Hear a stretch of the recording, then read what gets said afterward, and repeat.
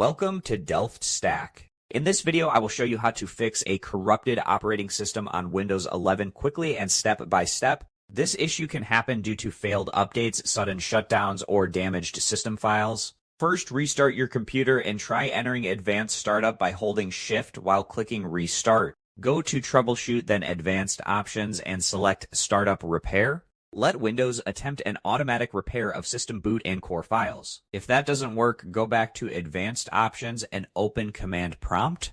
Type SFC/scannow and press Enter to repair corrupted system files.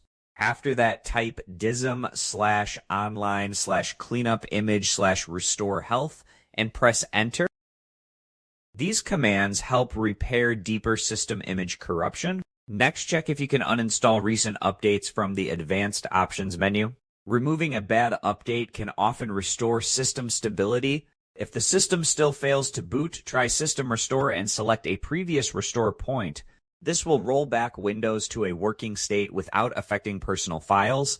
As a last option, you may need to reset this PC and keep your files. After applying these steps, your operating system should recover and boot normally.